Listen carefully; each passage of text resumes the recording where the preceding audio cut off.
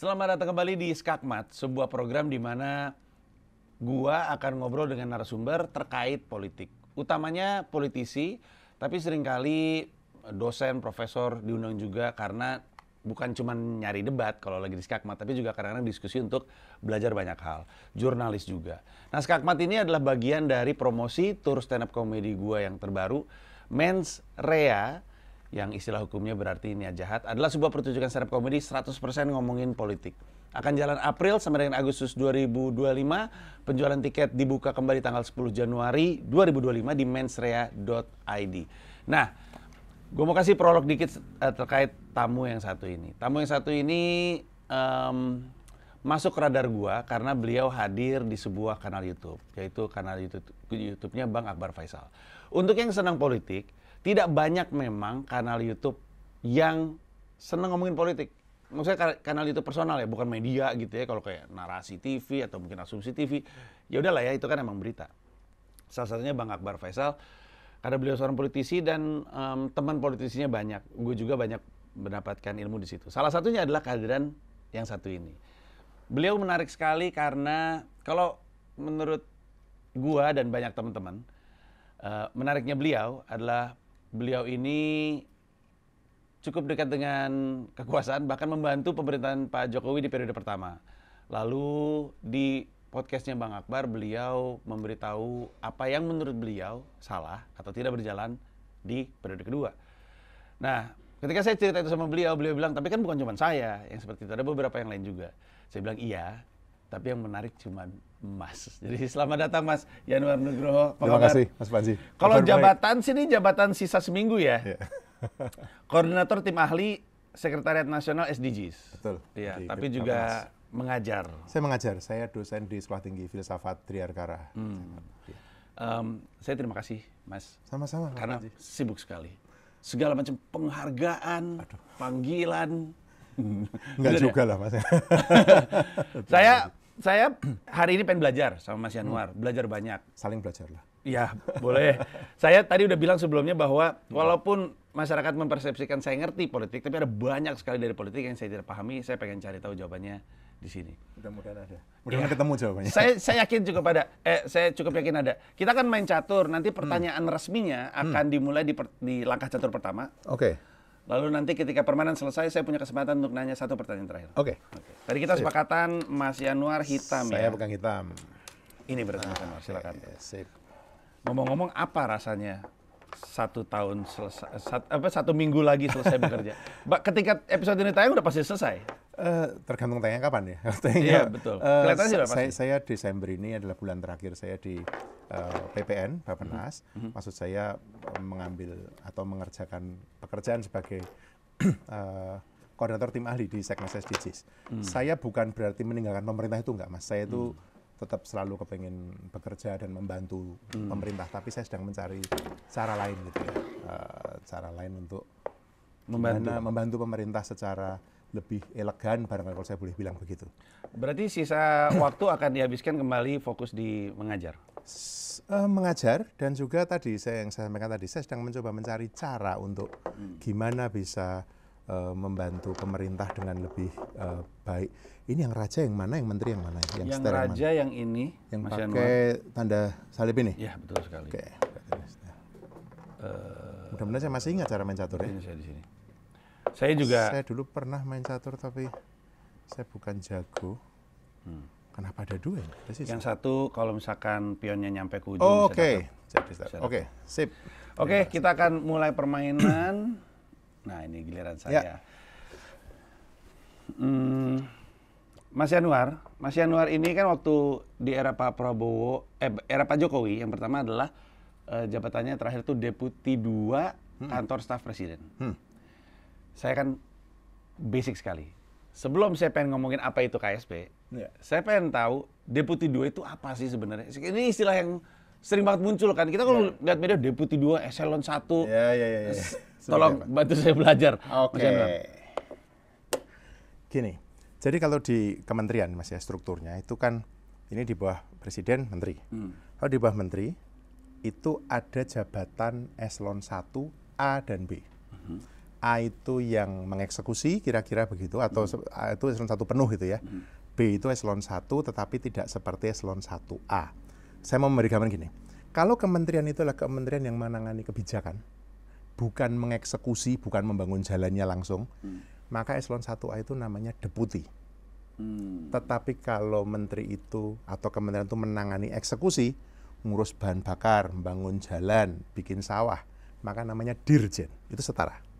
Oke, jadi dirjen dan deputi sama, hanya saja tergantung bentuk kementeriannya. Betul. Kementerian kebijakan, Kemen PUPR misalnya contohnya. PUPR dirjen. Dirjen berarti. Karena PUPR. Kalau Kementerian Menpora? Menpora dirjen. Dirjen. Harusnya. Kementerian Keuangan? Dirjen, karena eksekusi keuangan. Oke, berarti yang deputi? Kemenko. Kemenko. Kementerian Koordinator. Oh, Menko ya, Kemenko. Kemudian Sekretariat Negara. Oh. Kemudian Bappenas. Oh, oke. PPPA. Oke. Nah, itu agama. Menurut Anda dirjen apa? Waduh, pertanyaan menarik nih. Agama ya Mas ya? Saya pikir dulu nih Mas. Dirjen apa deputi? Eksekusi nggak ya? Dirjen. Dirjen, betul. Karena mengeksekusi Anda beragama. Iya, gitu bener nggak agama Anda? Bener nggak agamamu? Nah, gitu kan. Oke. Nah, itu 1A. Nah, selain 1A, itu ada eselon 1B. Itu yang membantu langsung menteri, punya hak setara dengan eselon 1A, kira-kira.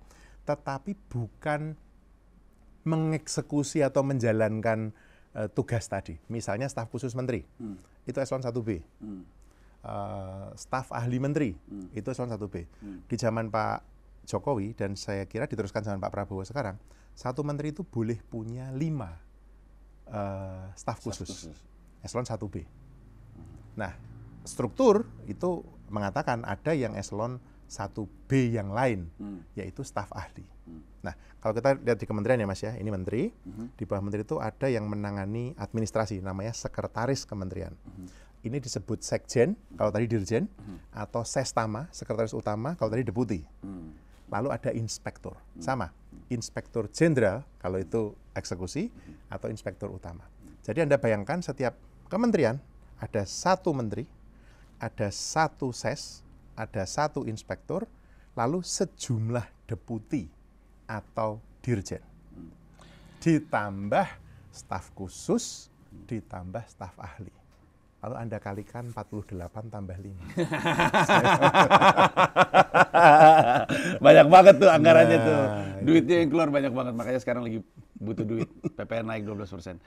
Tapi, ini pertanyaan awam ya Mas. Pertanyaan awam itu mewakili masyarakat umum. Tapi, kenapa nggak bisa disatu bahasain aja sih semuanya? Kalau misalkan tanggung jawabnya sebenarnya mirip, hanya saja di beda jenis kementerian atau apa ya, bentuk kementerian gitu. Panjang nih ceritanya Mas. Karena nomenklatur itu memang sudah dibicarakan panjang ya Mas. Dan kadang-kadang kita itu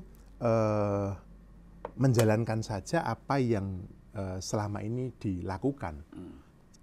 Jarang yang mempertanyakan. Mengapa begitu? Misalnya kalau di Singapura namanya permanent secretary, permsec, itu adalah level dirjen deputi, 1 aja sama, nggak usah ada yang lain. Itu. Atau deputy, titik, nggak usah ada yang lain-lain. Tetapi yang memang itu pilihan saya kira, itu lebih banyak ke pilihan satu negara atau pilihan satu. Tapi saya pikir itu fungsinya ada Kemenpan RB gitu. Kementerian Pendayagunaan Aparatur Negara dan Reformasi Birokrasi. Ini sesuatu yang Mas Yanuar juga ucapkan di Akbar Faisal. Harus pro reformasi birokrasi gitu. Tapi kementeriannya kan udah ada.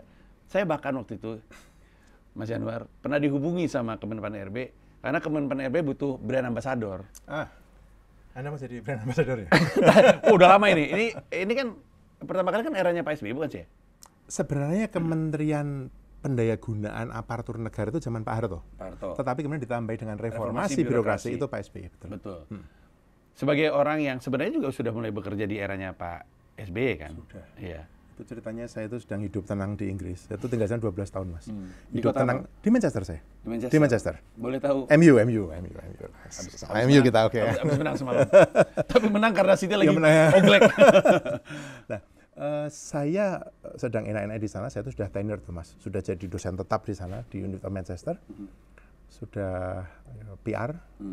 Terus dipanggil pulang oleh Pak Kuntoro, almarhum Kuntoro Mangkusubroto. atas nama Pak SBY. Padahal saya itu sedang nyinyir-nyinyirnya sama Pak SBY. Itu kan sedang senang-senangnya pakai Twitter saya kan. Dan waktu itu saya ngerjain Pak SBY lah pokoknya, pemerintahan autopilot gitu. Kayaknya saya kena kutuk gitu kan, dapat panggilan pulang oleh Pak Kuntoro. Tapi Pak Kuntoro bilang satu gini ke saya, Yanuar, kalau kamu mesti bisa membedakan. Dia bilang, ini namanya patriotic call. SBY itu terpilih secara demokratis, tidak lewat kudeta. Jadi, kalau kemudian saya memintamu pulang atas nama Pak SBY, kamu tidak boleh melihat itu SBY, itu negara memanggilmu pulang. Oh, itu membuat saya mikir panjang, Mas.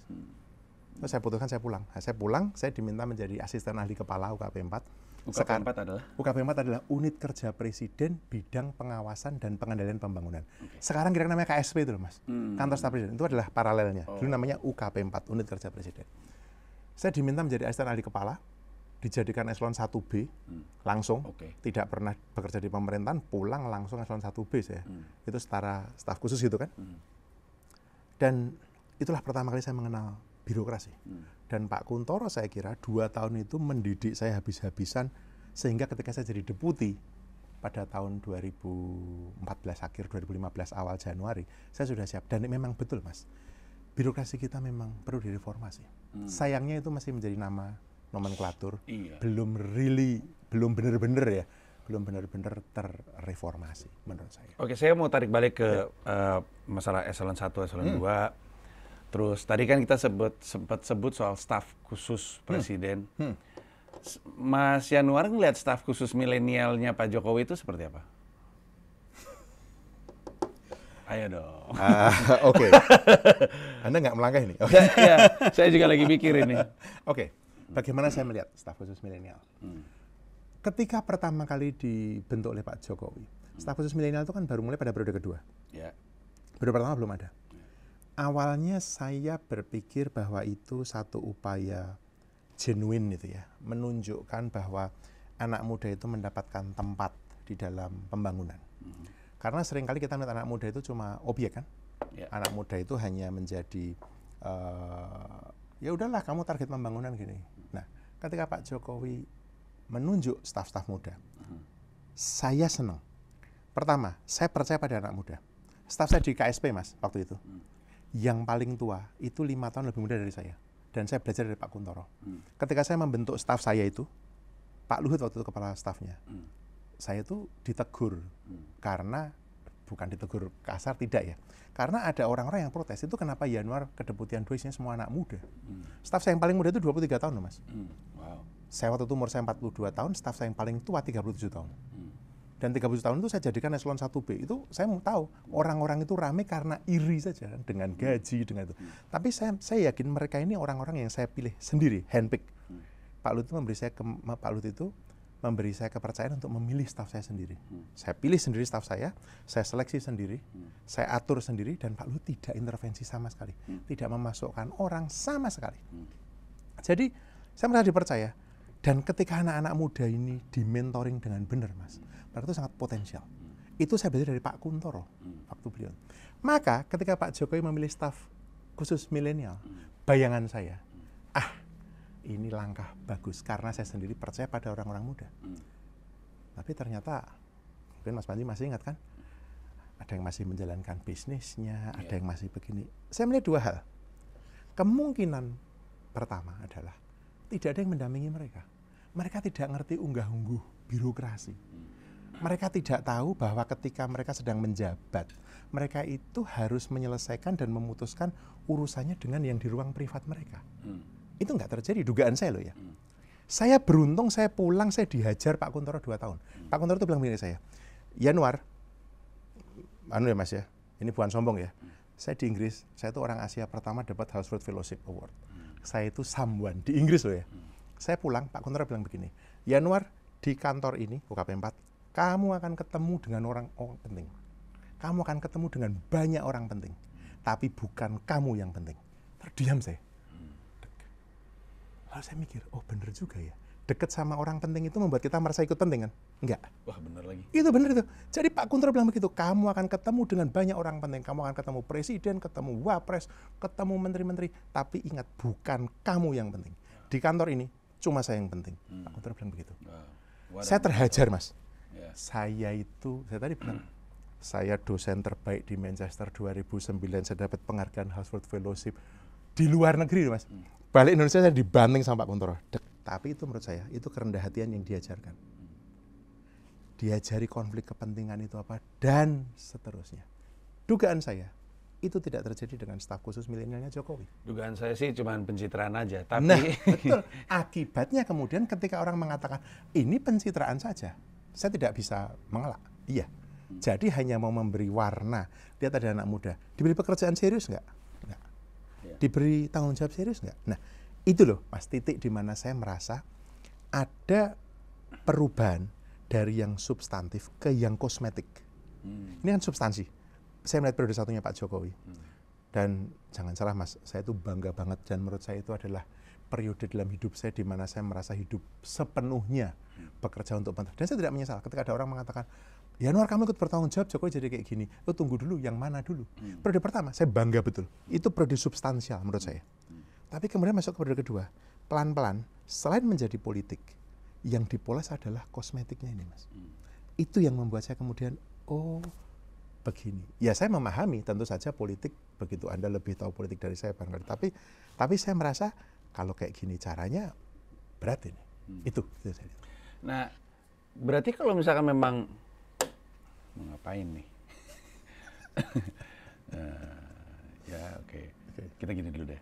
Berarti saya mau tarik mundur ya, Mas Anwar ya. Saya mau ngomongin balik lagi ke staf khusus milenial itu kan sebenarnya kan kalau kita dengar urusan apa. Berarti dia nyebar kan idealnya. Karena kan Harusnya nyebar. ya kan staf khusus kan kalau saya tidak salah paham, karena syuting ini masih pagi dan kopi saya juga belum habis. Staf khusus itu nempel ke para eselon kan? Ya. Benar kan? Eselonnya kan di bawah kementerian. Ya. Jadi harusnya kan mereka nyebar. Apa pula ini? Udah. Bebas kita kan? Ya. Emang lebih penting ngobrolnya sih ya. Ya udah, masa nggak saya apa-apain? Izin ya, izin Mas ya. Katanya profesor. Oke. Terus. Harusnya kan nempel ke kementerian. Ya. Itu informasi bahwa dia pada akhirnya bekerja di kementerian apa kan nggak pernah ada. Gini, kalau staf khusus presiden, itu membantu presiden. Oke, jadi nempelnya ke presiden. Bukan ke kementerian, Mas. Jadi kalau staf khusus presiden itu memang membantu presiden berkaitan dengan isu-isu tertentu. Saya lupa angkanya. Kalau saya tidak salah ingat, presiden itu boleh punya staf khusus itu 7 apa 12 ya. Tapi kewenangannya apa berarti, Mas? Kewenangannya ya Untuk tadi presiden, penugasan presiden. Namanya staf khusus kok, Mas. Ditugasin apa aja boleh. Nah, tapi kalau misalnya orang ini datangnya izin ya, Mas. Kalau orang ini datangnya dari profesional. Ya. Kayak saya militer. Presidennya juga. Jangan ikut-ikutan. Kalau emang dia diminta untuk ngebantu presiden, misalkan urusan kerukunan beragama misalnya. Berarti kan dia harus punya kemampuan berpolitik karena dia nanti akan ketemu, pasti akan ketemu menteri dengan semua jajarannya, stakeholder dan segala macamnya. Itulah yang tadi Mas Yanuar bilang, kalau nggak dikasih mentorship dia ngeblank. Dia hanya orang dengan jabatan, begitu kurang lebihnya. Nah oke, saya ngerti sekarang posisinya di mana. Kalau utusan khusus presiden di mana posisinya? Nah, kalau utusan khusus presiden itu punya portofolio. Misalnya, tadi Mas Panji cerita pernah ikut membantu Bunila Muluk kan, waktu zaman Pak SBY. Bunila Muluk adalah utusan khusus presiden untuk MDGs. Maka dia ditunjuk, dijadikan eselon 1B, secara kepangkatan ya, tetapi utusan khusus itu biasanya mendapatkan fasilitas setingkat menteri. Setingkat menteri, bukan menteri. Tetapi fasilitasnya mobil dinas misalnya, atau kantor gitu kan, setingkat menteri. Meskipun kalau dilihat secara golongan, saya tidak terlalu yakin sekarang ini perubahannya seperti apa. Tapi utusan khusus itu ada pada level itu. Nah, utusan khusus itu pasti punya portofolio. Bidang kerukunan beragama, atau bidang hubungan luar negeri. Jadi ini terserah presiden. Kalau utusan khusus itu bisa mewakili presiden, kan utusan khusus presiden. Waktu saya masih ingat, waktu itu saya di UKP 4, Bunila Muluk di MDGs, Bunila Muluk bisa bertindak untuk dan atas nama Bapak Presiden, kalau ditugaskan Bapak Presiden misalnya untuk melakukan 1, 2, 3, misalnya begitu. Nah kalau staf khusus tidak, staf, namanya staf. Jadi lebih tinggi utusan khusus. Ya. Ini untuk konteks para yang nonton, ada informasi soal gue terlibat di MDGs. Jadi staf khusus presiden urusan MDGs, utusan khusus presiden urusan untuk terkait MDGs, Millennium Development Goals. Untuk yang nggak tahu, jadi waktu itu satu negara itu pada janjian, ayo kita menghapuskan pemiskinan. Pemiskinan itu berarti faktor-faktor yang menjadikan kemiskinan. betul. Jadi yang dihapus bukan kemiskinannya. Ada beberapa poin yang menciptakan pemiskinan. Salah satunya adalah kematian ibu dan anak. Betul. Nah, saya di bagian kematian ibu dan anak karena saya juga punya yayasan kanker anak. Terus makanya saya diajak. Nah, ini berarti pada masanya gue pernah bekerja di bawah utusan khusus presiden karena Ibu Nila Muluk adalah utusan khusus presiden untuk itu. Jadi gue ngerasain langsung betapa besarnya sebenarnya ruang gerak utusan khusus presiden. Betul. Jadi makanya dia punya kantor, dia punya kendaraan, dia punya anggaran. Punya. Diberi anggaran, meskipun anggarannya ikut sekretariat negara ya, Setnek. Iya, tapi betul. Oke. Sekarang saya biarkan yang nonton nyambungin informasi tersebut dengan utusan khusus presiden yang dimiliki sekarang. Itu lu pikirin aja dulu. Saya sudah menduga ini. Karena saya kemudian mau nanya soal KSP, kantor staf presiden. Kalau awamnya, dan tadi kita sempat ngobrol, kalau awamnya adalah intinya presiden datang dengan janji-janji politik. Misalkan saya Pak Prabowo deh misalnya. Pak Prabowo. Anda juga boleh kok. Misalnya Pak Prabowo punya janji politik. Betul. Untuk memastikan janji-janjinya itu jalan, dia punya KSP. Tolong dong bantu gua. Ini termasuk berarti KSP ikut mikirin bagaimana pelaksanaannya. Apakah itu betul? Dan kemudian pertanyaannya adalah, terus KSP sama utusan khusus bedanya apa? Presiden itu bedanya apa? Dan juga dinamikanya gimana gitu? Apa? Saya perlu ini agak panjang dikit ya jawabannya ya Mas ya, karena gini. Kantor staf presiden itu sebenarnya bukan barang baru. Bahwa namanya baru ya, tetapi itu bukan barang baru dalam pengertian baru sekarang ada, gitu enggak.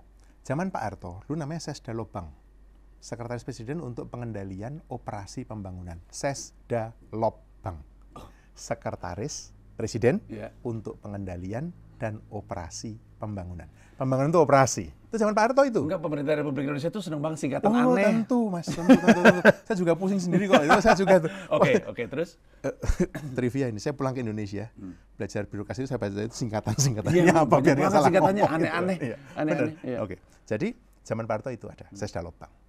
Lalu setelah reformasi, saya kira waktu itu zaman Gus Dur, Bu Mega, Pak Habibie, Gus Dur, Bu Mega sibuk dengan urusan politik kan, jadi belum sangat serius menangani itu atau fokusnya belum ke sana, tapi masih konsolidasi politik. Zaman Pak SBY periode pertama dibuat UKP 3R. Saya lupa betul itu singkatannya ini. Unit kerja apa lupa. Tapi UKP 3R ini intinya adalah unitnya Pak Presiden untuk memastikan reformasi pembangunan itu jalan. Dipimpin Pak Marsilam, tetapi nggak jalan, nggak terlalu jalan kalau saya boleh bilang. Pada periode kedua Pak SBY dibentuklah UKP 4 di bawah Pak Kuntoro.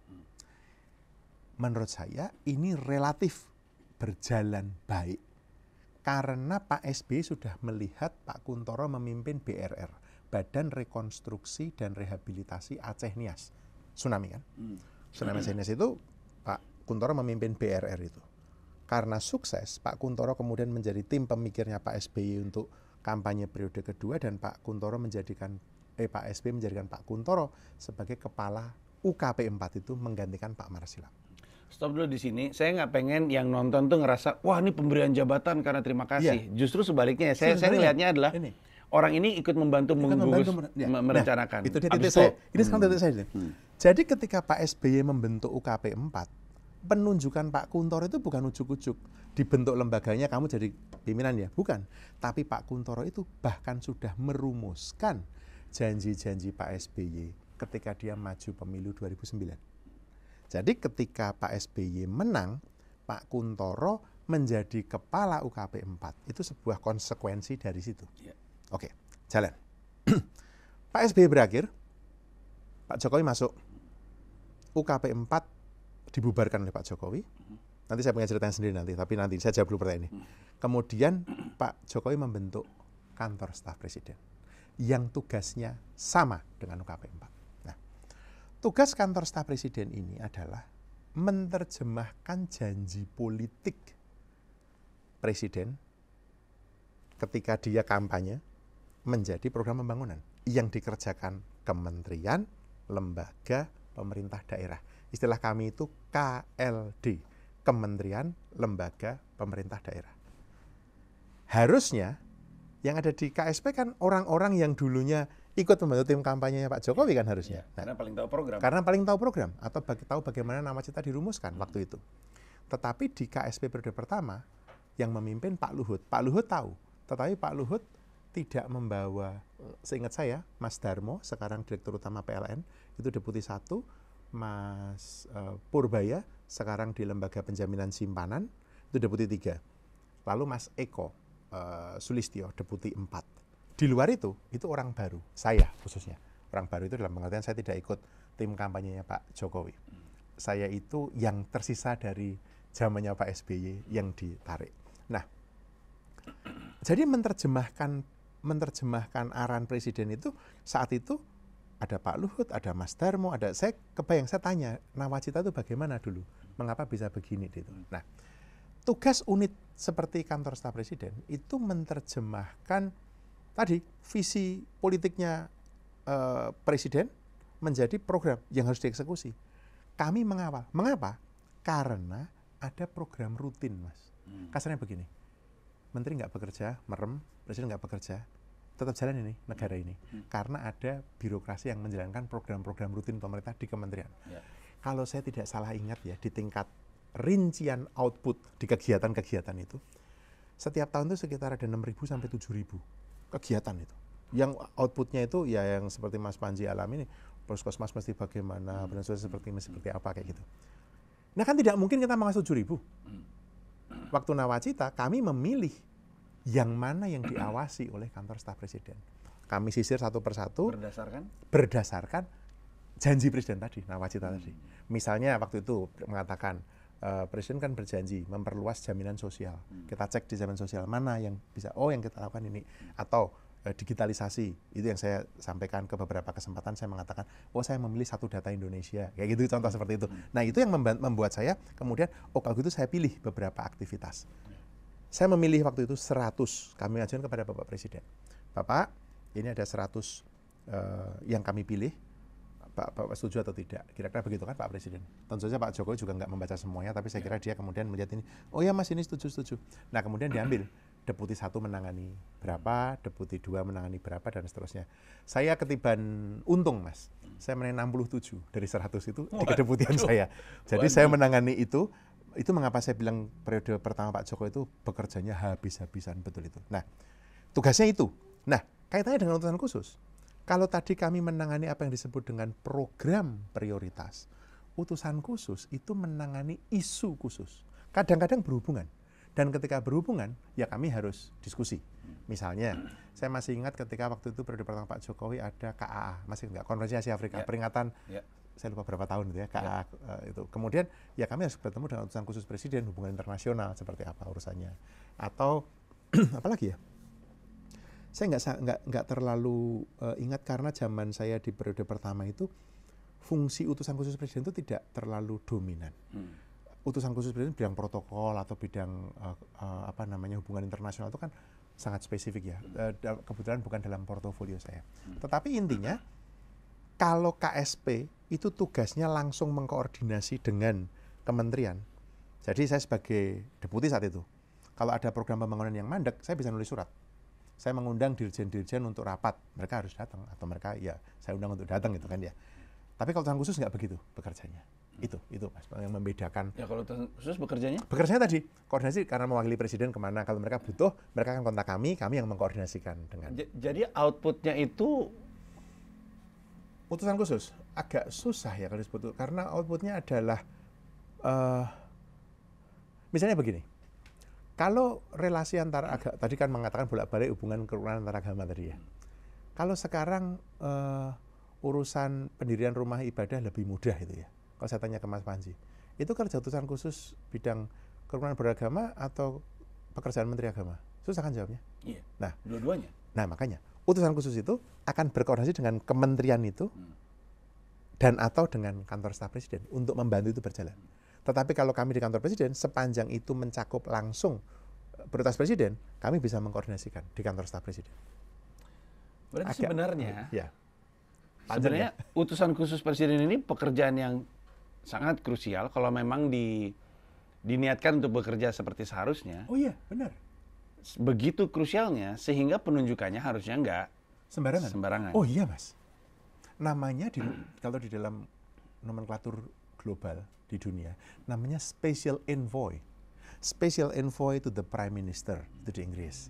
Special envoy to the president. Istilah itu ketika duduk di meja perundingan, judulnya special envoy, Mas. Jadi bertindak untuk dan atas nama presiden dalam isu tertentu. Mewakili presiden di Vatikan, mewakili presiden, kalau tadi kita masih ngomong soal agama tadi ya. Misalnya seperti itu. Penting banget itu, Mas. Artinya kan, saya mau ngomongin soal jenjang karir yang memungkinkan dia nyampe ke sana. Karena kalau dilihat dari deskripsinya, dia harus berkoordinasi dengan banyak sekali pihak. Idealnya, pihak-pihak yang dalam track recordnya memang sudah pernah terjadi gitu. Iya. Harusnya memang begitu. Kalau nggak begitu ya susah lah, Mas. Ya artinya kan nggak bisa kan karena dia membantu soal urusan beragama terus. Nah, itu dia. Ada jabatan-jabatan yang menurut saya jabatan itu mensyaratkan kemampuan, profesionalisme, track record, experience. Ada jabatan-jabatan yang memang jabatan politis.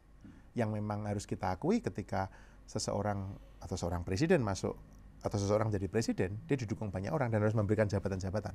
Tetapi ada hal-hal yang menurut saya tidak boleh dikorbankan. Itu yang membedakan kabinet profesional dan tidak. Utusan khusus itu kalau saya anggap itu kan masuk dalam rombongan pembantu-pembantu presiden. Saya pernah ini iseng-iseng dengan teman-teman saya satu anak buah tim saya lah, kami ngitung-ngitung. Kabinetnya Pak Prabowo ini yang profesional itu 1/3 itu paling banyak.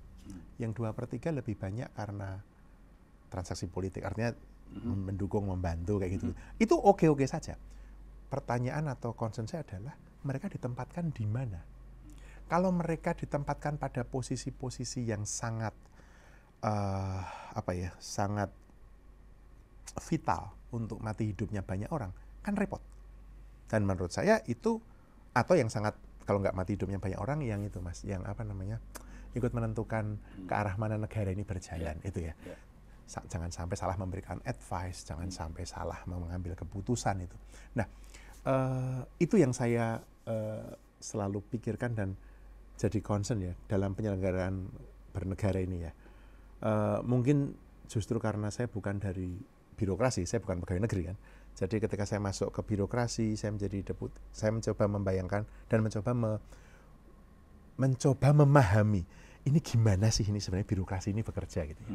Dan memang benar sekali reformasi birokrasi ini, topik pertama tadi itu menjadi hal yang sangat kunci gitu ya. Menjadi negara maju 2045 itu Mas. Saya nanya deh, menurut Anda kita bisa tercapai nggak Mas kalau birokrasi kita kayak gini? Enggak. Saya yakin, 100% saya yakin enggak. Ini bukan soal hitung-hitungan ekonomi. Ini soal bagaimana pemerintah itu, kalau saya pinjam bahasa Pak Jokowi, pemerintah itu hadir, present gitu Mas ya, ke warganya. Bagaimana mereka tidak mempersulit hidup warga, bagaimana mereka menegakkan hukum, bagaimana mereka mencontohkan, bagaimana mereka melayani. Saya yang membuat saya berpikir, ini susah ini 2045 dan mungkin nggak akan tercapai Indonesia Emas. Itu bukan karena hitung-hitungan ekonomi, tapi karena birokrasi. Birokrasi kita kayak gini, susah. Itu yang saya lihat. Saya jadi penasaran. Mas Yanuar cerita tadi bahwa salah satu programnya Pak Jokowi yang kemudian akhirnya dibantu sama Mas Yanuar di KSP, itu adalah soal bagaimana caranya membuat pemerintah berjalan lebih efektif. Salah satunya soal digitalisasi itu. Ya, salah satunya. Artinya Pak Jokowi di periode pertama sebenarnya terpikir terkait gimana caranya ini jalan lebih baik. Oh iya. Tapi anehnya hilang niat, karena soal digitalisasi itu kayak one data, one map policy, one data one map kan bagus banget ya. Artinya semua orang nggak punya data sendiri-sendiri, semuanya punya data barengan gitu. Jadi nggak beda-beda gitu. Nanti berantem lagi. Katanya orang miskin segini, enggak lagi orang miskin segini kan gitu kan. Jadi kan bagus tuh, efisien. Tapi terus gitu, ketika di periode kedua ada istilah wamen, Terus ketika sekarang ada wamen lagi, terus menterinya tambah banyak, terus ada... Jadi kok niat untuk membuat pemerintahan berjalan dengan efisien, kayak luruh gitu. Dalam pandangannya Mas Yanuar, apa yang terjadi? Apakah saya salah berasumsi seperti itu? Kalau benar, kenapa kira-kira?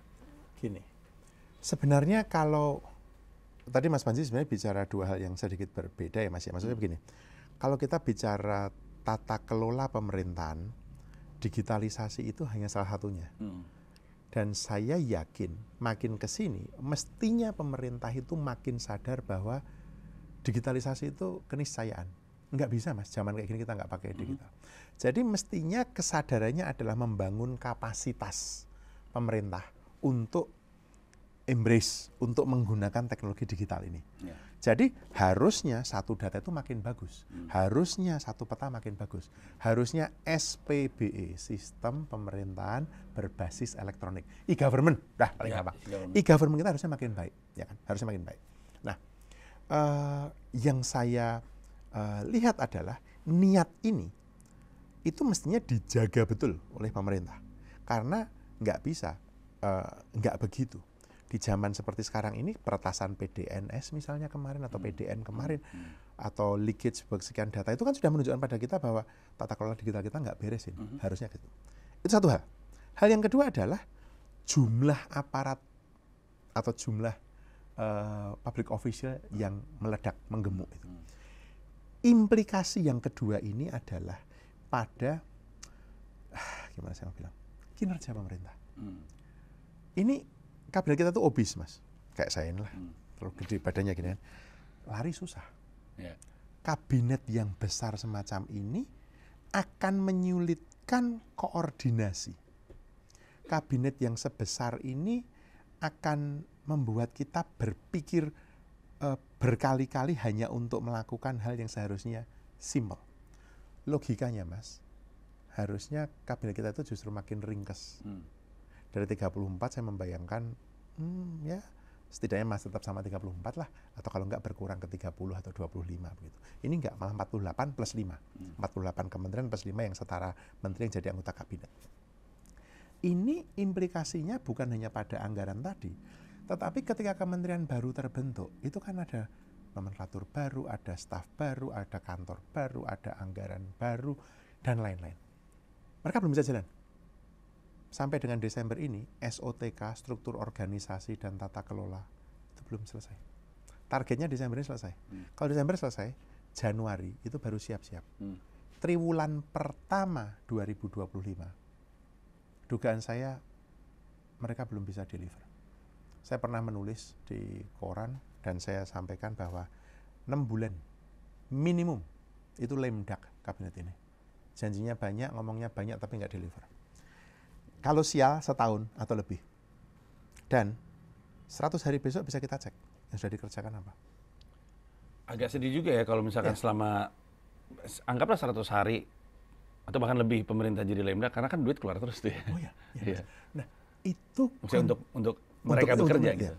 Itu concern saya, ini bukan nyinyir ya Mas ya, tetapi saya mau bilang bahwa setiap keputusan teknokratik itu punya implikasi politik. Setiap keputusan politik sebaliknya juga punya konsekuensi teknokratik. Membesarkan kementerian dari 34 ke 48 ditambah 5. Ini kan tindakan politik. Konsekuensinya teknokratik. Saya ada di sebuah bukan rapat resmi lah, informal. Ngobrol sesama teman gitu ya. Terus kami diskusi tentang pengendalian pembangunan. Tadi fungsi KSP tadi. Di zaman Pak Jokowi periode 1 dan 2, setidaknya ada KSP. Sekarang Mas, yang ditugaskan untuk mengendalikan itu katanya ada 7. Kantor staf presiden, Badan Pengendali Pembangunan dan Investigasi Khusus, kemudian kedeputian PEPP itu pengawasan pengendalian pembangunannya Bappenas, lalu Sekretariat Kabinet, lalu Kementerian Koordinator diberi tugas pengendalian, lalu BPKP, Badan Pemeriksa Keuangan Pembangunan, dan KPK. Ketika sedang minum ngobrol sama teman-teman, saya bertanya, siapa melakukan apa? Itu pertanyaan saya yang paling utama. Siapa melakukan apa? Wah ya itu mas begini-gini. Kebetulan saya tuh orang Jawa bilang menangawu mas. Menangawu itu ketika saya deputi mereka masih junior. Jadi kemudian mereka datang ke saya dan ngobrol. Mas Yan ini begini. Saya bilang sebentar. Pekerjaannya itu mau ngapain? Siapa melakukan apa?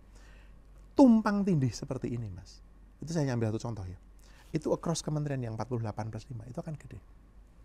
Besok kalau ditanya makan siang bergizi atau apa namanya sekarang? Makan bergizi gratis ya. Tanggung jawab siapa ini? Kalau sampai tidak deliver, yang salah siapa? Orang Jawa bilang dijantur itu kan. Yang harus dijewer siapa? Kalau nggak deliver. Sebelum itu, mode delivery-nya seperti apa? Melibatkan warga lokal, PKK, ibu-ibu, sekolah, UMKM, atau drop-dropan? Ada yang cerita ke saya, enggak mas, nanti modelnya dapur umum ada 5.000 dapur umum tahun 2025. 5.000 dapur umum itu 1.500 akan ditangani badan gizi, tapi menggunakan struktur militer. Jadi lewat Kodam, Kodim, Koramil dengan dapur-dapur umum. 1.500 akan ditangani Pemda. Mungkin menggunakan teman-teman dari kepolisian, mungkin Pemda. Yang 2.000 swasta disewa oleh pemerintah. Saya mikir, oh ya? Terus yang masak siapa? Oh ya, sekarang sedang masuk kohort ketiga pelatihan di Cipatat, Bandung, teman-teman sipil yang direkrut oleh Kementerian Pertahanan untuk menjadi petugas dapur umum. Saya mikir, oh artinya makan bergizi gratis ini kemudian menjadi program pusat yang di-drop ke daerah. Ini pertanyaan ini bukan pertanyaan sekali lagi politik nyinyir, tidak. Tapi ini pertanyaan teknokratis. Bagaimana menerjemahkan program makan siang gratis itu? Di negara seperti kita, Mas. Saya tidak mengatakan, dan bahkan sebaliknya, makan siang atau makan bergizi gratis itu apakah penting? Penting. Tetapi apakah delivery-nya mau drop-dropan dari pusat? Itu pertanyaan besar. Karena yang namanya food security itu yang paling bagus justru berdasarkan keanekaragaman sistem pangan lokal. Anda nggak bisa memaksa orang Papua makan beras. Kalau mereka makannya sagu. Anda tidak bisa, mereka yang makan jagung, Anda makan beras. Seharusnya begitu. Atau tidak semua protein itu daging sapi. Anda ke Maluku, mereka makan ikan. Nah, ini pertanyaan mendasar. Kemarin kalau saya tidak salah ingat, Kompas juga satu pakar kesehatan ahli gizi berteriak-teriak mengenai susu. Kenapa kembali seperti zaman Orde Baru, 4 sehat 5 sempurna? Mestinya isi piringkunya Kemenkes itu. Zaman Ibu Nila Muluk menjadi Menteri Kesehatan, isi piringku itu yang lebih benar. Karena susu itu sebenarnya orang Indonesia itu 80% itu kan laktos intoleran. Kita biasa minum susu itu karena dipaksa orang tua, tubuh kita inflamasi tanpa kita tahu. Mestinya itu out, tapi tidak. Padahal kita itu mas, defisit susu 3 juta ton setahun. 3 juta ton susu setahun, defisit. Dan salah satu programnya adalah mengimpor sapi. 1,5 juta ekor kalau saya tidak salah ingat. Terus program tadi harus makan beras tadi, akan ada food estate. Entah sekian juta hektar akan disiapkan, dibuka untuk lahan penanaman makanan pokok tadi, staple food. Itu loh mas, titik di mana menurut saya urusan-urusan janji politik ini punya konsekuensi teknokratik yang kalau tidak bisa ditangani dengan benar, ini akan balik ini. Jadi persoalan politik gede banget. Katanya kita pro lingkungan hidup, katanya. Anda menebang satu pohon, itu yang mati tidak yang satu pohon mas, tapi ada ratusan microbes, mikroba sekitar. Nah kalau Anda mengkeliling tanah 1,5 juta atau 2,5 juta hektar untuk menanam padi, berapa banyak itu keanekaragaman hayati. Itu baru ngomong satu aspek loh mas. Nah ini mestinya terkait kan dengan pemilihan menteri, pemilihan kepala badan, pemilihan utusan khusus untuk bisa menunjukkan dan bisa mendefend, kalau tidak mendefend, memastikan program pemerintah itu jalan. Sekali lagi, saya tidak mengkritik makan bergizi gratis. That is a very good program. Tetapi mode of delivery-nya itu contoh. Oke. Mas silakan kita bercatur dulu. Oke. Karena saya mau masuk ke pertanyaan yang mungkin ada hubungannya dengan Mas Yono. Mungkin ada kaitannya dengan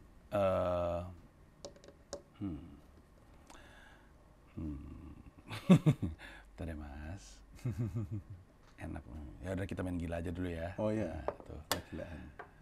Ada kaitannya dengan KSP, mungkin ada kaitannya dengan KSP atau mungkin tidak. Tapi ada kaitannya dengan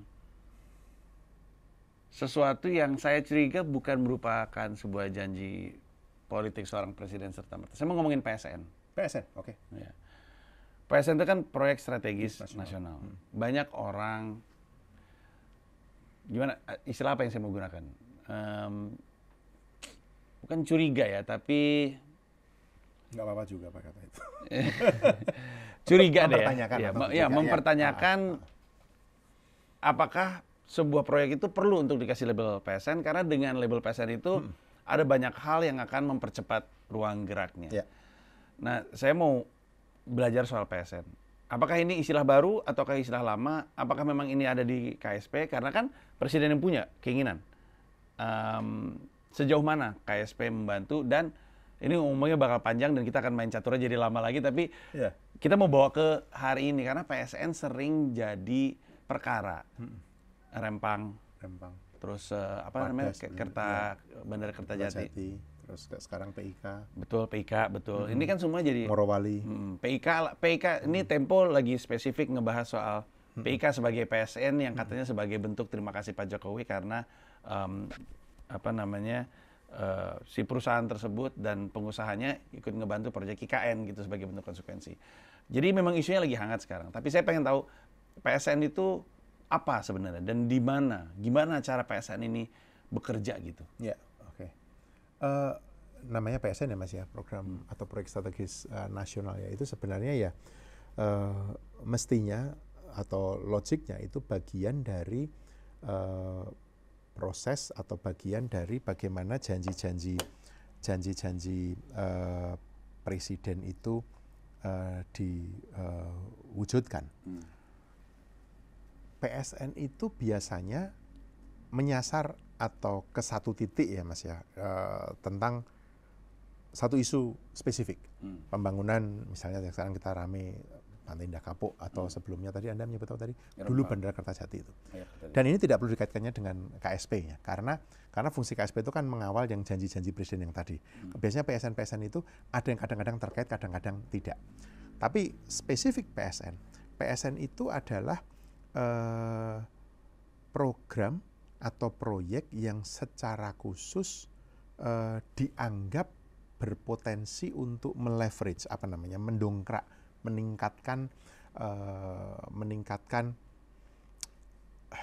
kinerja pemerintah. Kalau berdasarkan kriteria itu saja, Mas, maka mestinya di setiap PSN itu kan dilakukan kajian awal ya. Misalnya seperti kajian lingkungan hidup strategis KLHS dilakukan di situ sebelum itu dijalankan. Bahkan seperti misalnya selain Anda tadi mengatakan Rempang kemudian Kertajati itu. Mestinya kan ada kajian-kajian utuh. Yang saya lihat terjadi. Ini saya mengambil risiko ini Mas, agak kejauhan sedikit ini. Mas, saya risiko ini agak politis ya. Karena begini Mas, yang saya khawatirkan sekarang adalah PSN itu, terutama dengan beberapa case yang Anda sebutkan tadi, kemudian menjadi proyek, tadi Anda pakai kata balas budi, atau Anda menjadi proyek yang kemudian menjadi preferensi pemerintah atau yang sedang berkuasa untuk kepentingan politik atau kepentingan mungkin finansial terlalu vulgar, tapi ya yang ketutup itu. Karena misalnya PSN seperti Morowali gitu ya, itu kan jelas karena ini mau untuk hilirisasi nikel. Sebagai sebuah definisi PSN, that is fine. Kan kemudian pertanyaan kita adalah tata kelolanya gimana dong, perusahaan mana yang boleh masuk, cara pengawasannya bagaimana gitu kan. Tetapi hakikat ini PSN karena ini hilirisasi mendukung prioritas pemerintah, itu clear. Nah, itu yang harusnya kita tanyakan sekarang. Kertajati, tujuannya apa? Mengapa PSN? Setelah berjalan sekian lama, jadinya apa sekarang? Rempang, tujuannya apa? Setelah berjalan sekian lama, jadinya apa? Hal yang sama bisa kita lakukan untuk PIK. Ya kan? Kenapa PSN? Kenapa betul PSN? Tujuannya apa? Kaitan. Nah, itu titik di mana menurut saya terlalu sederhana untuk itu dianggap kasuistik. Karena kemudian menjadi pola. apa yang dianggap itu kemudian menguntungkan secara politik kok dengan mudahnya diberi label PSN.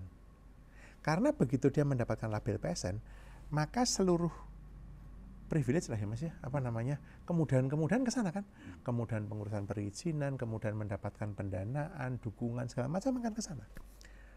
Tentu sekali lagi ada PSN-PSN yang memang genuinely dibutuhkan. Yeah. Misalnya saya nggak tahu jadinya gimana besok dengan itu di depan Jakarta itu Giant Seawall. Jadi seperti apa. Kemudian kompleks industri Batang misalnya, atau jalan tol trans pulau yang mana, Sumatera, Papua. Nah, ada memang area-area yang membutuhkan itu dan butuh di PSN-kan karena butuh percepatan, butuh dukungan, tidak hanya politik tapi dukungan teknokratik sehingga orang bisa mempercepat pekerjaan di situ.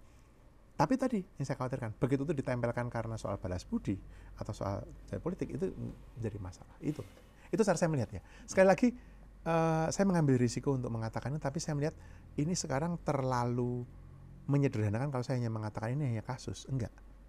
Bukan kasus itu. Sudah menjadi pola. Ketika ada kepentingan yang saling terkait begitu antara yang punya duit dengan yang punya kuasa, akan dengan mudah itu dilakukan. Itu yang saya khawatirkan. Kalau dari cerita, maaf Mas Yanuar Jalan juga, kalau dilihat dari deskripsi, dari ceritanya ya, dari penjelasannya Mas Yanuar, kan ada banyak hal yang berjalan di pemerintahan Prabowo Gibran sekarang, yang kelihatannya tuh kayak, ya saya yakin mereka nggak mungkin nggak ngerti, nggak mungkin nggak tahu bahwa apa yang benar harus berjalan gitu. Tapi kan kenyataannya kan kalau sekarang aja kita lihat, kok aneh banget ya ini ya, kayak nggak ngerti. Berarti kan asumsinya kan, apakah benar emang nggak ngerti, atau emang pura-pura nggak ngerti karena ya kepentingan politik. Karena kalau kita lihat apa yang sekarang sedang berjalan, ada banyak hal yang kita kok gitu? Iya, kayak misalnya tadi kementerian yang nambah jadi 48 plus 5. Itu kan membuat kita bertanya-tanya, kok gitu? Terus di saat yang bersamaan kita ngelihat ada sejumlah utusan khusus presiden. Saya mau potret Raffi Ahmad dulu untuk sementara waktu, di mana dia itu bilang, saya nggak tahu dia lagi ada di sebuah peluncuran, sebuah unit wirausaha yang dia invest. Yeah. Tapi dia di situ sebagai utusan khusus. Saya komentari itu di Twitter. Iya kan, orang kan nanti kita akan ke situ spesifik. Orang kan akan ini nggak ngerti atau pura-pura nggak ngerti atau kita pikir nggak ngerti, termasuk karena dari tadi kita ngomongin soal bagaimana pemerintahan bekerja, soal lapor Mas Wapres. Sekilas, ya ini kan awam ya Mas, saya kan cuma bisa ngeliat dari luar dengan sinis. Sekilas tuh kayak ini cuman usaha Gibran untuk relevan, punya kerjaan selama 5 tahun ke depan. Karena ada banyak diskusi lah terkait nanti tahun 2029 siapa yang bakal maju. Tapi ada yang ngebela juga. Loh ini bekerja dengan baik kok. Zaman dulu, misalnya waktu Pak BTP gitu ya. Walaupun kita bisa debat lah apakah itu efisien atau tidak. Tapi terus kemudian orang kan bertanya-tanya, wakil presiden emang, soalnya saya tahu tidak ada undang-undang yang menyatakan wakil presiden itu kerjanya apa.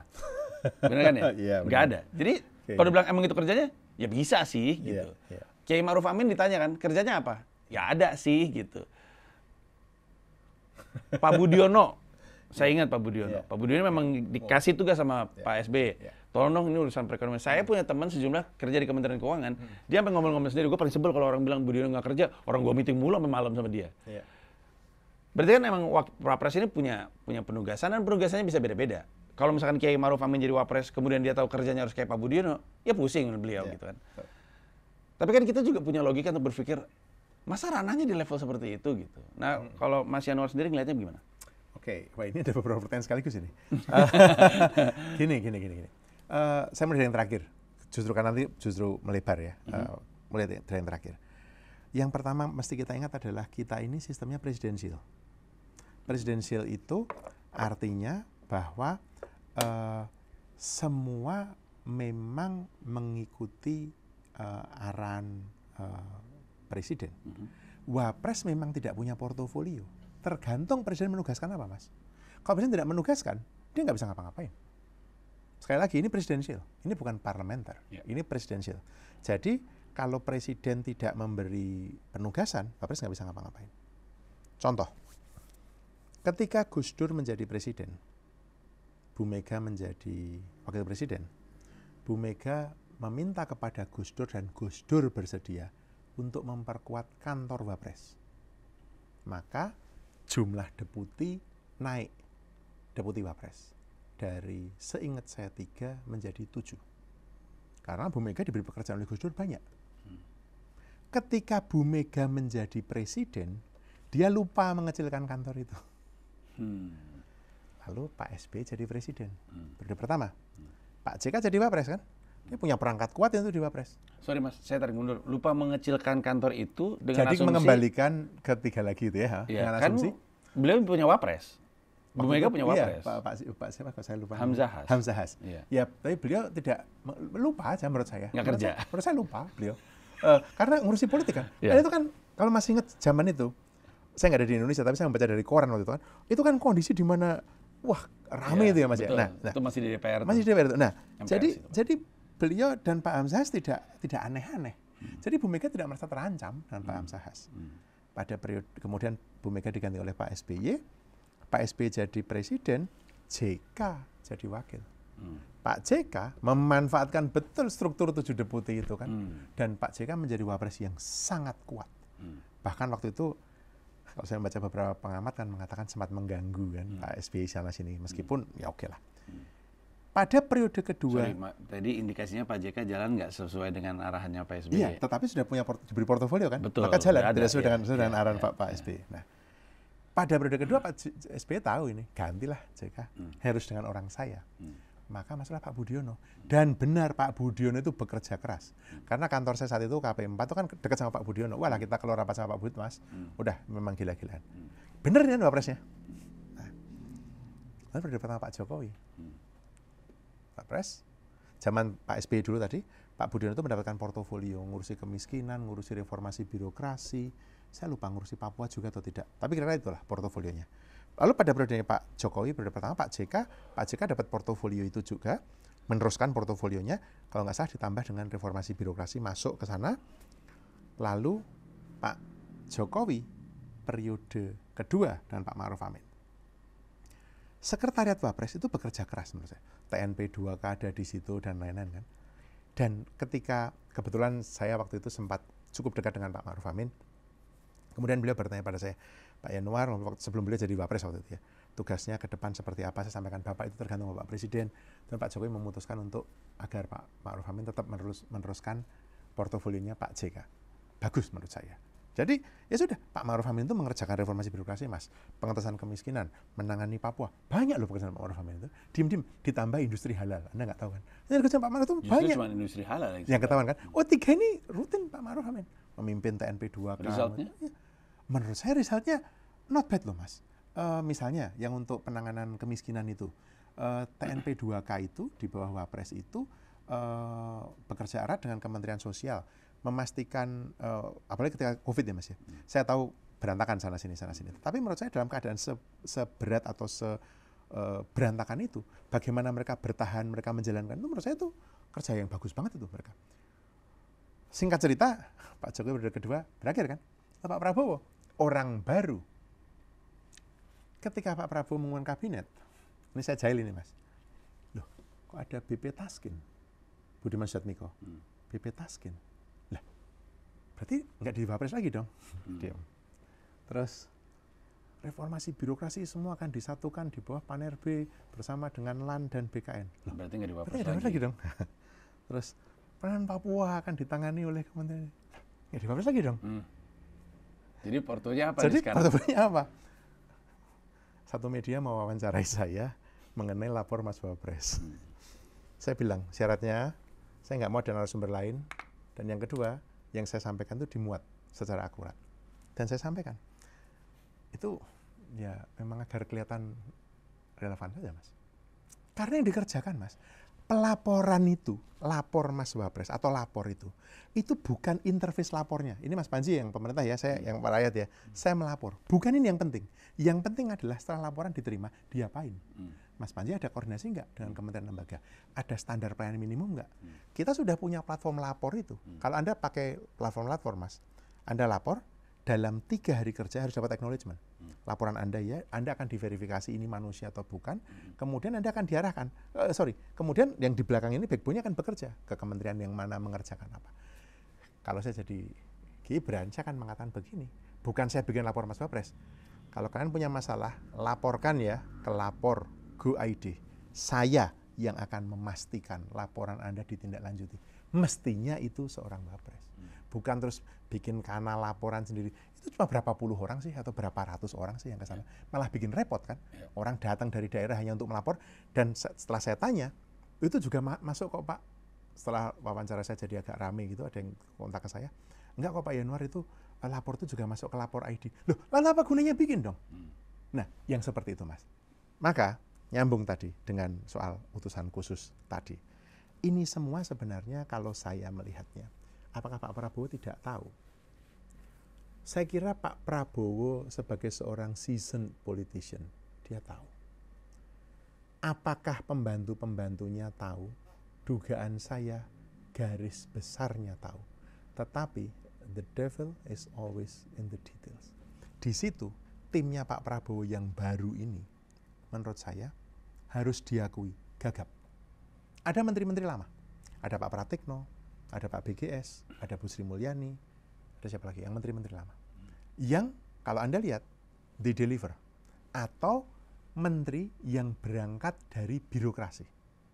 Pak Satrio Sumantri Bojonegoro, Bu Rini Widiantini, mereka dulu birokrasi kan, mantan dirjen yang kemudian naik gitu ya.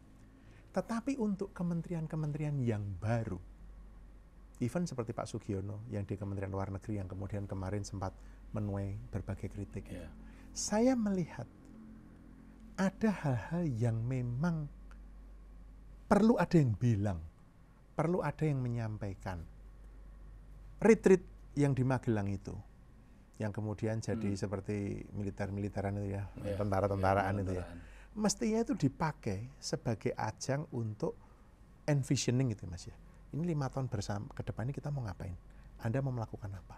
Urusan perencanaan pembangunannya seperti apa? Keuangannya seperti apa? Yang Anda kerjakan apa? Bukan terus kemudian masing-masing menteri. Saya menduga ini kombinasi dari inkompetensi itu sama extent. Maaf saya menggunakan kata-kata itu karena saya memang melihat kayaknya kok beberapa tidak kompeten menjadi pejabat negara di level itu. Inkompetensi ditambah genuinely tidak tahu. Saya ambil satu contoh ya Mas. Ketika tadi menerjemahkan makan bergizi gratis dalam bentuk program terpusat seperti itu kalau orang Muslim bilang mudaratnya lebih banyak itu Mas. Karena model terpusat seperti itu seluruh cerita, seluruh idealisme, seluruh angan-angan menjadikan makan siang atau makan bergizi gratis itu untuk mendongkrak perekonomian, menjalankan industri kecil di daerah, nggarap UMKM. Enggak kan? Itu yang saya, dan di situ menurut saya ini kombinasi antara mungkin memang belum tahu, mungkin. Jadi memang pemerintah ini perlu dikawal itu ya. Kalau di dalam bahasa akademiknya itu ada istilah state capacity, kapasitas negara. Artinya kemampuan pemerintah untuk menjalankan pembangunan. Nah ini di Pak Prabowo, saya melihat sampai saat ini tidak terlalu tinggi. Itu Mas. Oke. Saya Maaf, jalan dulu kita bermain catur. Yep. Saya soalnya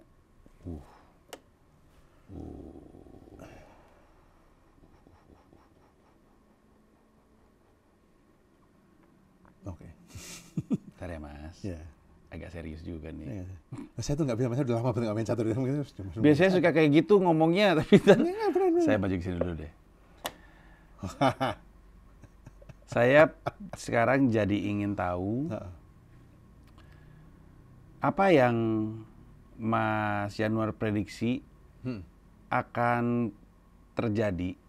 Karena gini, sebenarnya saya nggak terlalu suka juga menilai pemerintahan dari 100 hari pertama. Iya, ya. betul. Saya juga nggak. Terjatuhnya Tidak jadi realistis tuh. ya, jatuhnya jadi kayak quick wins, nyarinya quick wins gitu ya. Tapi kan sebenarnya kalau kita mau menilai ibarat main catur, kalau kita mau menilai sejauh ini chess piecesnya seperti apa, kita bisa bilang, oh ini kayaknya oke nih orang mainnya. Sama kita bisa bilang, oh ini nggak oke. Kayak contohnya, penentuan kabinet yang gemuk, Ya. kayak nggak oke. Wapres kita balikin lagi ke tengah ya, karena kita bukan yang mau bilang Wapres Gibran tuh nggak ada kerjaan atau nggak punya porto. Karena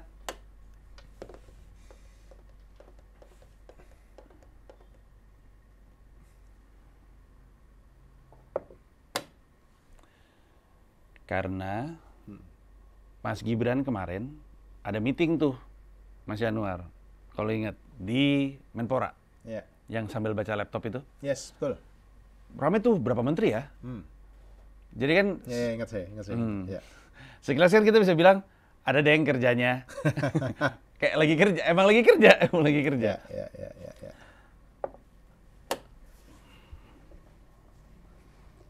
Jadi serius main caturan aja aja ini. Aduh, caturan aja Mas Yanuar, Mas Yanuar. Udah ngobrol-ngobrol kemana-mana. Aduh, Mas Yanuar. Jadi kagok tuh punya saya. Ya udah, saya kesini dulu. Saya balikin lagi deh ke pertanyaannya. Jadi Mas Yanuar bisa memprediksi nggak kira-kira dalam 100 hari pertama, orang ngelihat apa dari kabinet kita? Oke. Dalam 100 hari ke depan ini ya. Karena yang bisa dinilai kan cuma decision making-nya kan, belum Ya, ada apa-apa. Belum ada. 100 hari dari Oktober. Ini kalau saya mau fair ya Mas ya, sebagai orang yang pernah di pemerintahan ya Mas ya. Dari Oktober disumpah sampai dengan Desember, itu yang dilakukan adalah melakukan alignment pada RPJMN, memastikan rencana pembangunan jangka menengah nasional itu mengakomodasi janji politik presiden. Karena kalau tidak masuk, janji politik itu nggak berjalan. Nawacita begitu. Sekarang ini pemerintah lewat Bappenas sedang melakukan itu, memastikan janji nawacita itu semua masuk dalam rencana pembangunan menengah nasional. Besok Januari akan ketok palu menjadi RPJMN 2025-2029. Maaf Mas, RPJMN apa? Rencana Pembangunan Jangka Menengah Nasional. Dulu zamannya Pak Harto namanya, ingat nggak? Pelita itu loh, pembangunan 5 tahun. Nah itu ada Pelita itu zaman Pak. Ya kita ini udah tua banget ya. Kita Iya sih. Iyalah gitu lah. Ngomong enggak tapi iya. Kita doang yang tahu Pelita kayaknya. Iya teman-teman ya, mungkin Pak. Nah jadi gini, kalau kita melihat itu, Oktober, November, Desember tugasnya itu sampai dengan Januari. Beberapa kementerian sudah akan mencoba delivery, akan mencoba menjalankan pembangunannya. Kalau kita melihat misalnya Kementerian PU mungkin sudah melakukan beberapa proyek.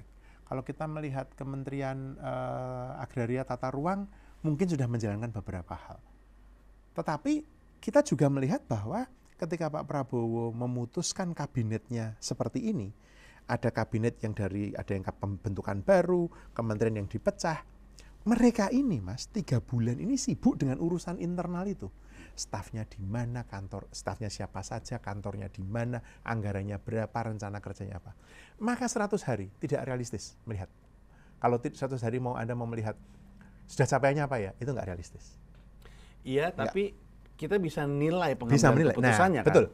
Pengambilan keputusannya menurut saya sekarang ini, dalam 100 hari besok ini, yang akan kalau saya melihatnya Mas, saya mau menggunakan kata-kata agak eratik. Bukan sesuatu yang ini saya mau ke sana itu ya, jalannya ke sini ya, tuh 2, 3 gitu. Ya, nggak begitu menurut saya. Keputusannya eratik.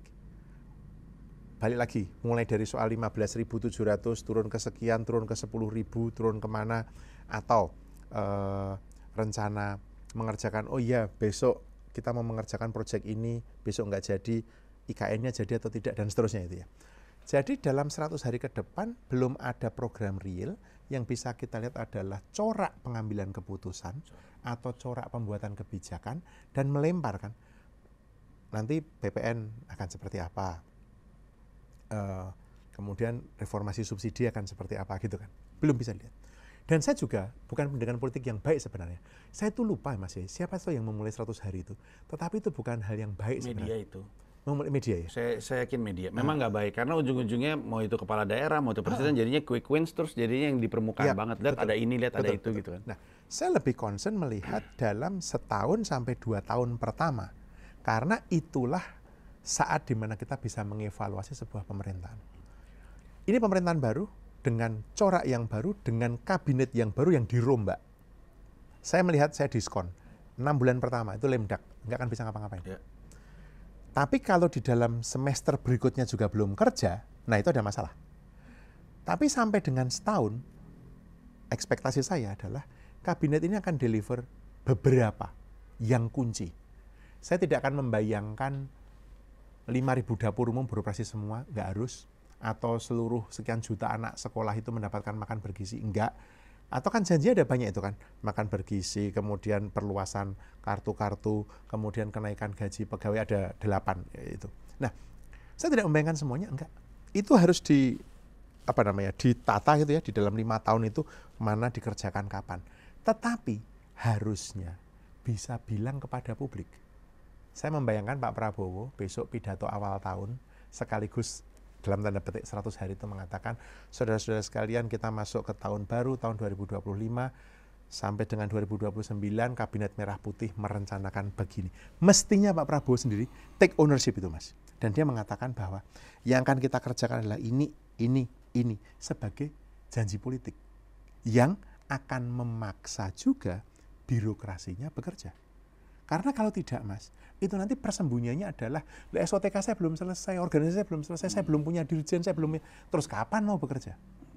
Dan menurut saya menduga daripada suuzon, saya memilih menduga dalam setahun ini akan ada reshuffle. Paling cepat mungkin triwulan pertama 2025 atau triwulan kedua. Ketika tadi kabinet tadi kelihatan jalan atau enggak, kebijakannya benar atau tidak, berkinerja atau tidak. Ya. Emang aneh sih, maaf Mas Yanuar kelihatannya. Emang aneh sih, baru mulai udah langsung ngerepotin diri sendiri ya. Maksudnya harusnya kan mulai ngerepotin diri sendiri. Kalau I would imagine sebagai Pak Prabowo, let's just pace myself gitu. Saya jalan dengan kabinet atau proporsi kabinet yang seperti biasanya. Kalau emang ternyata dibutuhkan, ya mungkin kita membesar di periode kedua gitu misalnya. Tapi kayaknya emang susah itu. Periode kedua itu saya juga mikir gitu loh Mas. Periode kedua itu isu ya. Iya. Saya juga mikir bahwa awalnya saya mikir bahwa ini Pak Prabowo, saya tuh pernah memberikan catatan ini di mana saya lupa. Kalau Pak Prabowo mau running dengan seluruh janji yang ambisius, harus saya akui Asta Cita itu ambisius. Termasuk pertumbuhan ekonomi segala macam, itu nanti topik lain Mas ya. Tapi ini janji ambisius. Kalau orang janji ambisius itu begitu mengambil tongkat kepemimpinan, dia mau lari, harusnya gitu. Bayangan saya, dia tidak akan rombak kabinet. Dia akan ganti orang, ya, tapi strukturnya nggak akan diapa-apakan. Tapi dia bilang, saya ke depan punya rencana dalam 5 tahun akan saya rombak kabinet saya seperti ini. Tetapi untuk saat ini menggunakan struktur yang ada, dia lari. Dengan koordinasi yang ada, dia bisa. Saya itu menduga dia mendapatkan masukan seperti itu. Ternyata tidak. Begitu Pak Prabowo tanggal 21 atau tanggal 20 malam mengumumkan 48 orang itu, wassalam ini. Padahal kalau Pak Prabowo tidak melakukan itu Mas, dia pakai 34 itu, dia bisa running itu. Sudah ada strukturnya. Dari Kementerian Sosial, ke Kementerian Pendidikan, ke Kementerian Kesehatan. Dia mau ekspansi kartu-kartu itu, dia mau garap program makan bergizi gratis. Dia pakai aja dulu. Cepat kan, sambil jalan pelan-pelan dan dia rombak. Begitu sekarang ini lumpuh itu kabinet itu. Ya, memang aneh banget. Apa yang dikatakan bukan apa yang dijalankan dan baru sekali, baru mulai udah kayak gitu kelakuannya. Betul. Ya, saya kasih. Betul. Saya jadi mikir mau kemana saya ini. Ya, saya sih udah mau main ugal-ugalan ini. Iya, saya tahu ini. Yang menyebalkan dari Skakmat adalah kadang pas kita lagi seru-serunya main, Skak.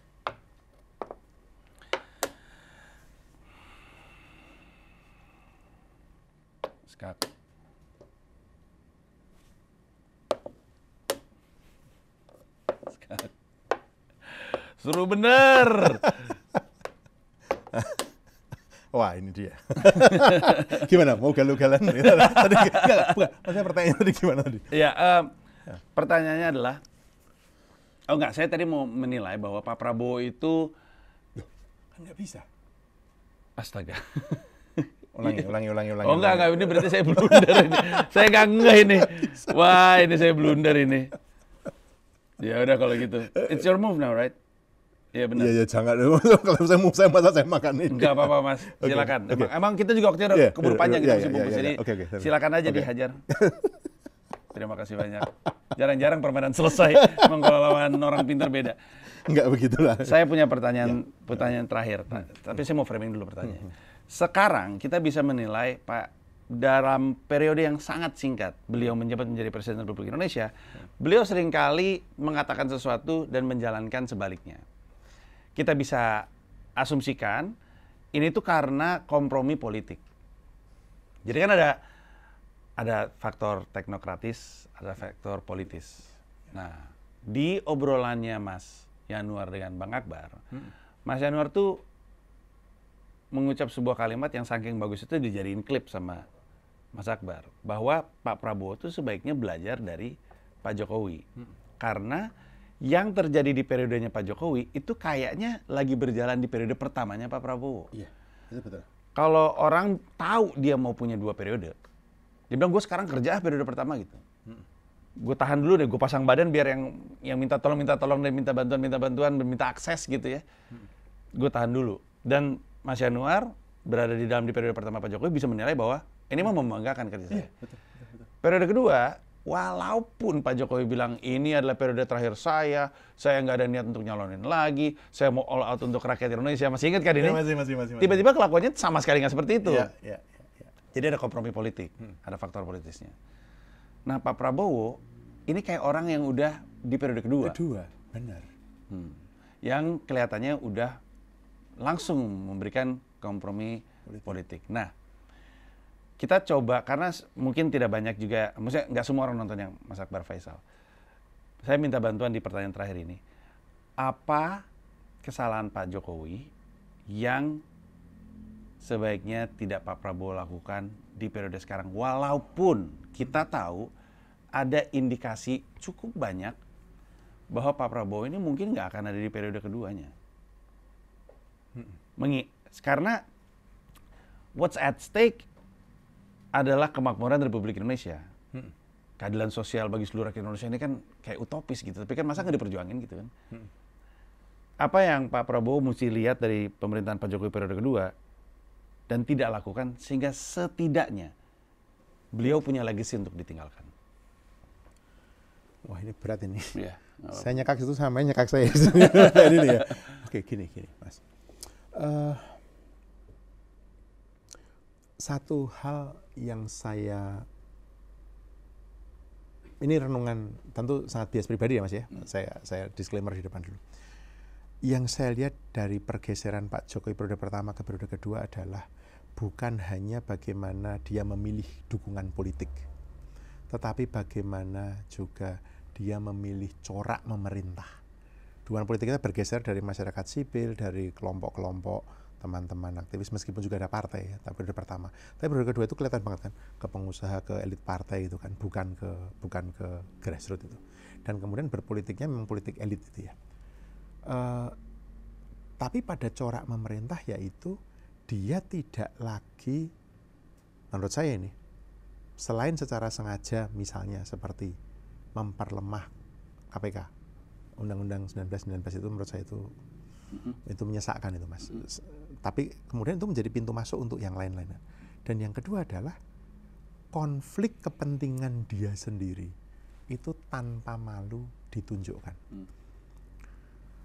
Saya tuh membaca tulisannya Mbak Bivitri Susanti, Bibip itu, yang dia bilang yang dibutuhkan hanya 2 hal, tidak tahu malu, tahan malu dan culas. Itu yang begitu kan, yang dibilangkan. Saya tuh gimana rasanya Mas ya? Ini orang yang sama dengan yang saya bantu pada periode pertama. Dan Pak Jokowi pada periode pertama itu pada periode pertama itu Mas, sebagai deputi di kantor staf presiden, ada periode ketika saya ketemu presiden itu 3 kali seminggu loh Mas. Lebih sering daripada menteri. 3 kali seminggu saya ketemu presiden, membriefing presiden, dan beliau mendengarkan, nyatet segala macam. Ini orang yang sama dengan orang yang kemudian melakukan itu pada periode kedua. Jadi jika ada yang bisa dipelajari dari Pak Jokowi adalah, menurut saya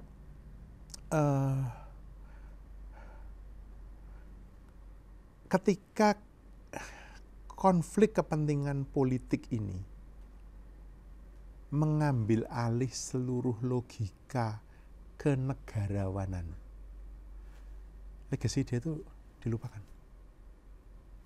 Orang sekarang sulit untuk melihat piawainya Jokowi sebagai presiden yang eksekutor pada periode pertama. Karena semua yang dilakukan itu membuat dia dikenang sebagai orang yang penuh konflik kepentingan, memajukan anaknya, terlibat ini itu. Maka pertanyaan untuk Pak Prabowo adalah, Pak Prabowo ini mau dikenang sebagai apa? Dia masih punya kesempatan 5 tahun ini. Guyon saya pada teman-teman adalah, saya mau lihat kok seserius apa Pak Prabowo. Besok reshuffle pertama, besok reshuffle kedua. Saya menduga selama Pak Prabowo ke depan 5 tahun ini, kalau nggak 2-3 kali reshuffle itu, menurut saya. Dan saya mau melihat seserius apa. Anggaplah penunjukan kabinet kemarin itu balas budi, ya kan? Siapapun boleh, tak beri posisi lah kamu, dah kan? Saya masih menduga ini Pak Prabowo ngitung-ngitung ini. Gue lihat ini siapa yang kerja, siapa yang enggak. Ayo nggak kerja, out. Reshuffle pertama, jebret, ganti orang yang lebih bisa kerja. Kelihatan kan? Serius nggak? Oh ini nggak bener, ganti orang kedua. Kalau dia serius seperti itu, dia akan dikenang. Yang dia mau itu kan dia, mohon maaf ini, membersihkan masa lalunya. Ya kan? Dalam menjadi presiden, kita ngomong aja padanya. Ya, betul. Dan jadi presiden. Langkah itu sudah berhasil. Sekarang, dia mau dikenang sebagai presiden yang seperti apa? Dengan segala move, sekarang dia mengatakan pilkada biayanya mahal, kita kembali aja ke DPR. Bahkan sekarang sudah ada gerakan kan, kembali ke UUD 45 yang nama sekian banyak itu. Ini apa ini? Itu titik di mana kita, masyarakat sipil ini loh Mas, ini mesti serius mengawal dan mau terus berteriak. Karena kalau enggak, kita tuh terbiasa ya dengan gerakan satu, gede, terus gede, selesai lagi gitu kan. Pendidikan politik ini penting untuk memastikan bahwa proses yang dikerjakan pemerintah sekarang ini memang bermakna. Saya menggunakan kata-kata bermakna, meaningful. Kalau tidak, Pak Prabowo akan kehilangan itu. Dan dia akan dikenang ternyata ya dia emang gitu-gitu aja. Sudah masa lalunya begitu, sekarang begitu. Ini kesempatan. If I were ada pada posisi menasehati Pak Prabowo atau memberikan masukan, belajarlah dari Pak Jokowi. Seluruh cerita baik Pak Jokowi, wali kota reformis di Solo, gubernur di DKI, presiden yang eksekutor udah pertama, itu hilang itu Mas. Nah, apakah Pak Prabowo mau begitu? Itu catatan saya. Menarik sekali, karena kalau enggak nanti publik akan menilai Pak Prabowo dulu begitu, sekarang gitu-gitu aja. Gitu-gitu aja. Oke. Betul. Mas Yanuar, terima kasih banyak atas ngobrol-ngobrolnya. Sama-sama Mas Panji. Permainan yang sangat menyenangkan. Ngakunya nggak terlalu bisa, tapi berhasil membuat saya. Mari kita jalan. Thank you. Terima kasih.